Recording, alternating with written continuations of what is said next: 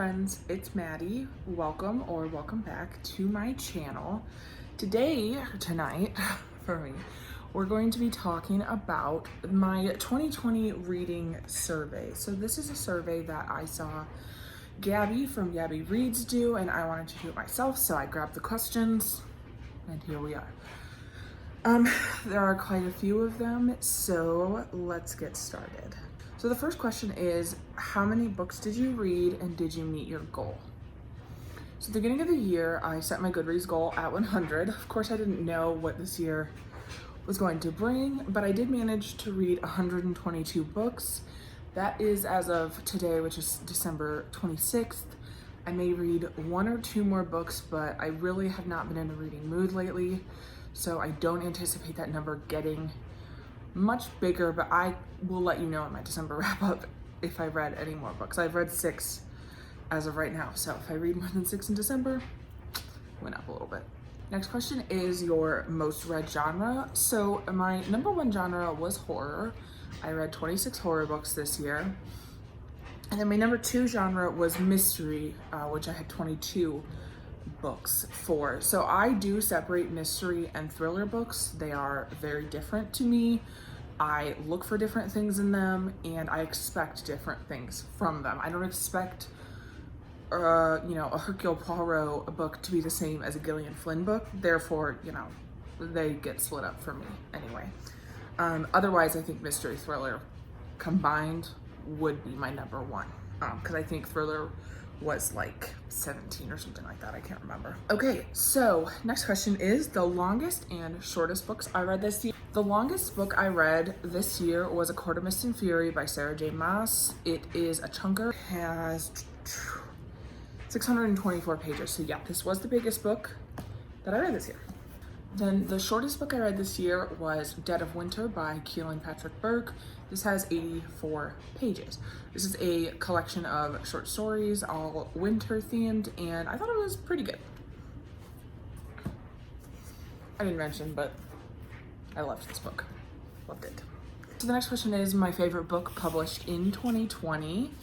And I chose The Southern Book Club's Guide to Slaying Vampires by Grady Hendrix. I absolutely loved reading this book. It was a joy for me. I loved our characters. This story follows housewives in the 90s, and they have a book club where they read true crime and books sort of like that, in that vein, kind of scarier books. And at the same time, our main character that we're following, Patricia, thinks that her neighbor might be a vampire. So this book was just a joy to read. I loved reading about middle-aged women. I loved their conversations about true crime. I felt like I could have been right there with them. And yeah, I just loved everything about this. This is my favorite book of the year. Favorite 2020 release. I loved the characters, even the characters that I don't think I was supposed to like. What is her name? There is one that has a very strange name. It's like Slick. I don't think I was supposed to like Slick. I freaking loved her. Kitty. I liked the sort of uptight one. Oh my god, I don't remember all of their names, but I loved them, and I will definitely read this book again. Also, just the inside of this is beautiful. Absolutely beautiful. So yeah, favorite 2020 release, definitely. Very excited for his next year release. Not that that's what this video is about, but I'm excited. Next is my favorite debut of 2020, and I don't own this one, but You Should See Me in a Crown by Leah Johnson. I read this book earlier in the year and I adored it. So this is a YA contemporary where this girl is trying to get into this prestigious music school, but she didn't get the scholarship she applied for. So she's trying to win prom queen in her school, because if they do that in where she goes to school, if you win prom queen, you get a scholarship money. So she's trying to win prom queen for that, and along the way she starts a relationship with another girl who is in the running for prom queen, and it is queer. The main character is Black. She's queer. We get to see happy queer girls doing things, but it also deals with some tough topics surrounding race, which I really did. Surrounding race and surrounding being comfortable with other people knowing about your sexuality. I thought it was really well done. It wasn't, I didn't find it to be cliche or anything like that. It was such a breath of fresh air. I loved it. I'm excited for Leah Johnson's next book. Absolutely loved it. So the next question is my favorite book not published this year. And for that, I chose The Long Way to a Small Angry Planet by Becky Chambers. This book, oh my goodness. Oh my goodness. This book and Southern Book Club are duking it out right now for my favorite book of the year. I probably will not decide that until I film that video, but okay, so this book, you're following this crew aboard this ship called the Wayfarer, and they're doing some type of drilling black hole mission, but really what this book is about is the characters. You get to know the characters, you enjoy the relationships between the characters, and there's alien races and things like that. Alien races that you've never heard of in this book. So you're learning about these characters and their quirks, and there's queer relationships in this. There's family, like found family. There's, oh my God, I loved it. It had perfect amounts of romance, sci-fi, just a little bit of like conflict to spice it up a little bit. But oh my gosh, I adored this. I cannot wait to read the next book of the series. I'm a little bit sad that we're not following the same characters, but I'm going into it with an open mind. I have nothing but good things to say about this. The next question is a book that lived up to the hype. And again, I'm going to talk about A Court of Mist and Fury by Sarah J. Maas.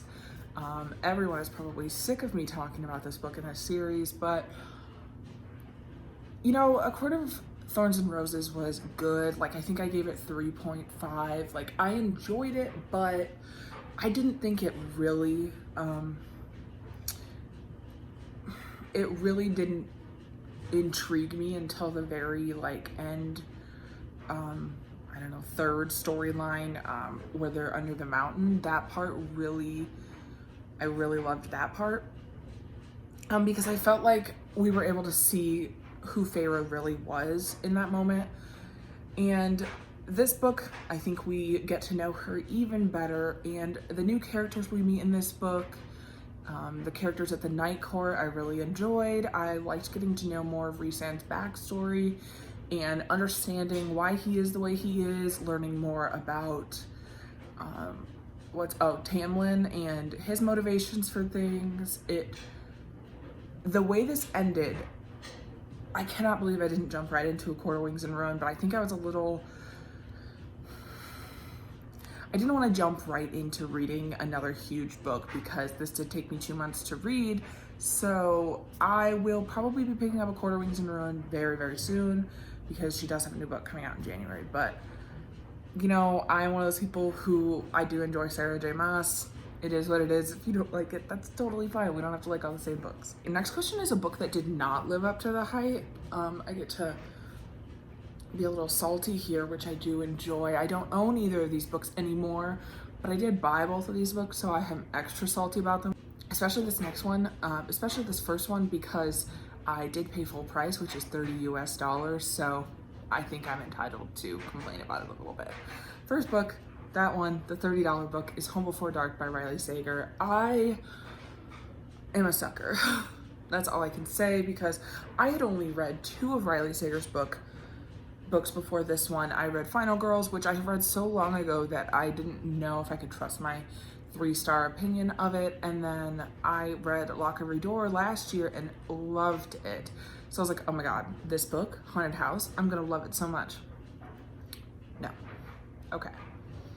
First of all, the book within the book of this story is the Amityville Horror.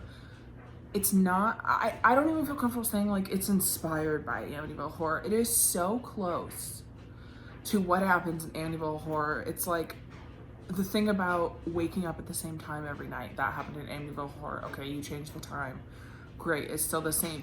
The fleeing within a certain number of days and never coming back. That's Amityville Horror. Like, or the writing the book about the haunting that happened. Like, it felt too derivative. And somebody commented on my Goodreads review about this and said, well, why didn't you find Lock Every Door derivative of Rosemary's Baby? And I think that changed enough. Like, it's not about demon worshiping people trying to steal a baby. Like, it's not even close to that. There's no baby element. It's not about a baby.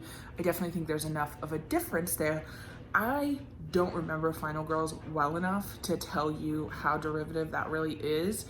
When I read that, I don't think I was as schooled in horror culture as I am now, so I wasn't able to say that. And then I have not read The Last Time I Lied, so I can't tell you whether or not that is, but I can tell you that it seems like inspired by Sleepaway Camp and Friday the 13th. And like, I am not saying that horror writers or writers in general can't get inspired by already created stories. Like, that's absurd. I would never say that. But you do have to change it enough. And I felt like the book within the book didn't change enough. And then the other parts of it where we were following the girl, who I can't even remember, the daughter in the family, it was so boring. I did not care. Like, she was not a compelling character. She was so bland. Like, it was insert stereotypical girl going back to a place that she once lived character, and there was nothing interesting or exciting about her. And the ending, the explanation why things were happening a certain way, no ma'am, no. I was not here for it. I did not enjoy it. I'm sorry if you love this book. No thank you. The other book that I think did not live up to the hype was The Night Swim by Megan Golden. I'm less salty about this one because I had a book of the month credit, and therefore I wasn't paying for it. Well, I mean, I paid for it, but it was like $10 or $15 instead of $30. But I DNF'd this book. I didn't buy it. So we're told this book is about a podcaster a true crime podcaster who like has gotten famous from true crime podcasting. And she's taking on this new case, but this is the first time she's done a case that is currently going on. And we are told that she is this brilliant, smart podcaster who has kept her identity hidden. And I think it would take an intelligent person to do that. And to be able to, I mean, she's credited with solving cases, like breaking stuff open. So she's incredibly intelligent. She knows a lot about true crime, okay? She starts receiving anonymous letters from someone claiming to be a fan whose teenage sister was killed. I don't remember exactly what she originally says, but like her teenage sister was killed and she wants this podcast host to solve it.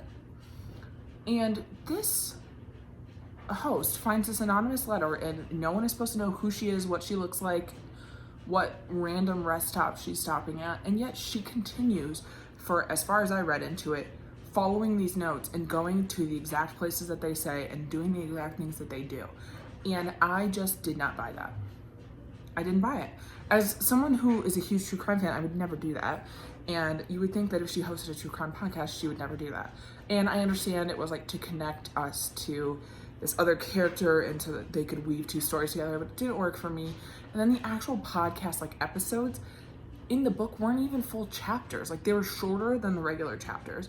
So I'm supposed to buy into the fact that 2 to 3 pages of the book is an entire podcast episode. It would be like 5 minutes long, and it wasn't entertaining at all. It was super bland. So maybe this is like specific to me thing, but that stuff did not work for me. Book that felt like my biggest accomplishment. I'm not gonna go too much into detail.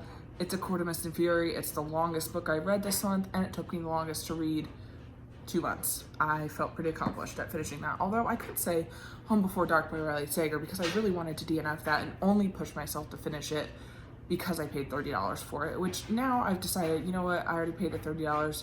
I might as well just stop fucking reading it. 10, favorite character. I could not pick just one. I picked 5. First character is Eleanor Oliphant from Eleanor Oliphant is Completely Fine. I loved her. She was quirky, she was weird. No one really understands her in her life, and I just found her so endearing. I devoured that book in one night because I just wanted to keep hearing Eleanor's story. I loved her so much. Next character is Maurice from Ring Shout by PJ Clark. She's our main character in this book, and she is basically a demon hunter, and I just loved her. I loved her relationships in this. I wish I could have had more of her. I really wanted this book to be about twice as long as it was, but oh my gosh, I would follow a story about her continuing to do what she was doing in this book. Absolutely. Then we have Sissix from The Long Way to a Small Angry Planet. My lizard wife. I love her. That's all. Keiko from Convenience Store Woman. I feel the same way about Keiko that I felt about Eleanor Oliphant. I think they're very similar characters. I think that they're misunderstood. And yeah, I loved Keiko in the same way I loved Eleanor. And then the last character that I loved was Circe from Circe. Oh my gosh, I don't know the last time I felt so endeared by a book. I am in awe of this book. I just read this in February, and I currently have the audiobook on hold at the library because I want to listen to it again, hopefully before the year's out. I highly recommend the audiobook for this. Perdita Weeks is the narrator, and she is iconic. We stand. Next is least favorite characters. So first one is a detective. I believe it's Detective Corner from The Tenant. He was disgusting, misogynistic, literally thinking about his dick getting hard the whole time. And he was trying to have sex with witnesses instead of trying to solve cases. No, thank you. And then the other one is Frank from Rust and Stardust. If I ever saw him, it would be on sight. I would kill him. Rust and Stardust is based on a true story. It's basically a fictional retelling of the case that Lolita is based on. So it's an older man with I think her name is Sally Horner is the actual victim. And she basically, this older man who knew her parent, kidnaps her and sexually assaults her over and over again. This book was emotional. I really did enjoy it insofar as you could say you enjoyed a book like this. It was really well written. Yeah, I want to kill Frank. He's the man. Yeah, on site.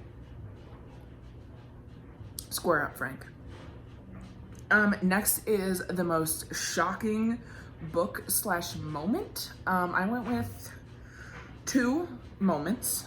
First one is in A Court of Thorns and Roses, towards the end when Feyre is doing a specific task and the third person's hood gets pulled off. Ma'am, when I tell you I screamed, and I was listening to the audiobook and it was really late, but I did yell. Wow. Yeah. And then I don't want to spoil what happened, so I'm just gonna be very vague. And then Scythe, when a certain character dies halfway through, I was like ready to rage so hard when that happened. And I know it like developed characters or whatever, and then it forced them to do specific things, but oh my God. It was one of my favorite characters at the point, and then they died. Favorite couples, I'm gonna spoil this book, so if you don't want to be spoiled, wait till I put the book down. Rhysand and Feyre in this book, iconic. The High Lady and High Lord of the Night Court, yes please. I really like Rhysand. I know that's cliche to say, I don't care. I think they're wonderful together. I think Rhysand is way better for her than Tamlin. I love it. Then I also put Fen and Pat from Proper English. This is a female-female historical romance, and it has a murder mystery. I love it. I want 100 more books with this, you know, female-female romance, murder mystery. Give them to me, I will read them all. Oh, and then I also said Annabelle and Ross from An English Bride in Scotland by Lindsay Sands. This is my first ever historical romance. I've listened to this before, proper English.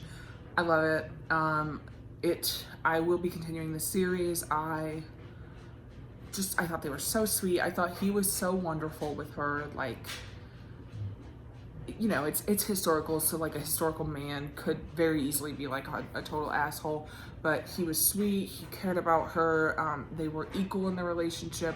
I loved it. Next question is the best written book, and I would have to give this to Circe by Madeline Miller. I just think Madeline Miller's writing is wonderful. I love the writing in A Song of Achilles.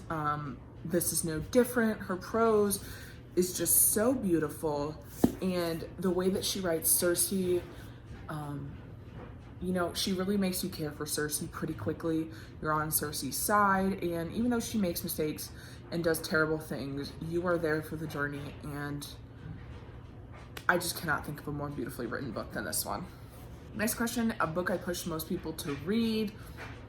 I don't think it's from this channel, but I'm in quite a few Facebook groups, and I always recommend The Test by Sylvain Neuvel. I think this book is iconic. It is everything. It is a perfect 110-page little novella that will blow your freaking mind. If you like Black Mirror, read this novella.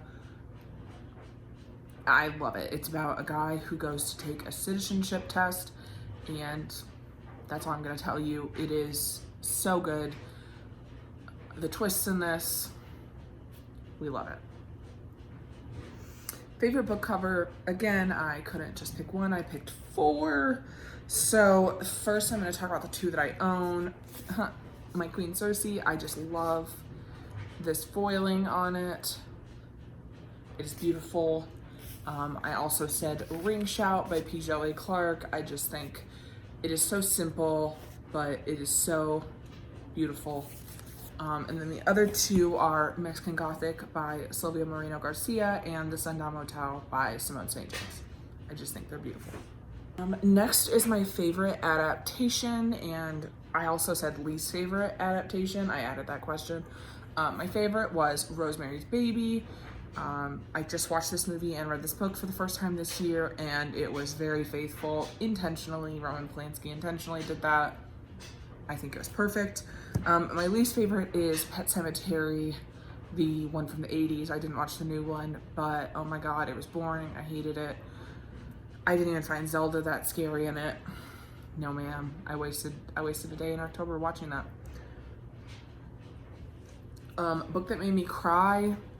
I didn't have one, I'm so sorry. Not this year. Book that made me laugh, The Unhoneymooners by Christina Lauren. I thought that was hilarious.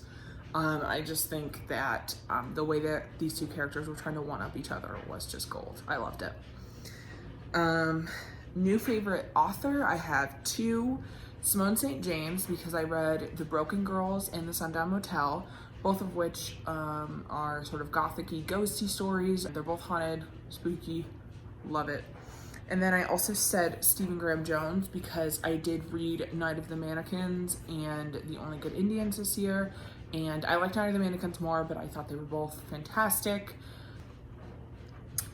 My favorite guilty pleasure reads this year, I said Flowers in the Attic by V.C. Andrews. I had never read this series before, and I've only read this one, but I'm going to continue it. I read it knowing full well what was going to happen in it, and did I care? No, I did not, because I wanted the angst, I wanted the drama. Thank you. The best nonfiction book I read this year was The Hot Zone by Richard Preston, I believe is the author. This book is about the Ebola virus, and yeah, it was really interesting. I read this at the beginning of the pandemic, which, I mean, talk about a weird coping skill. I don't know why I did that. But it was written really well. It was nonfiction, but it read like fiction, and I really did enjoy that. And then the final question is, are you happy with your reading year? And yes, I am. I think it was great. I read tons of books. I really did enjoy the majority of them, and I'm excited to see what 2021 has to bring. yeah, so if you enjoyed this video, please give it a thumbs up and subscribe down below to continue watching my 12 days of bookmas. Comment down below, tell me what your favorite debut book of 2020 was and your favorite characters of 2020. Okay, thank you so much for watching, and I will see you tomorrow. Bye.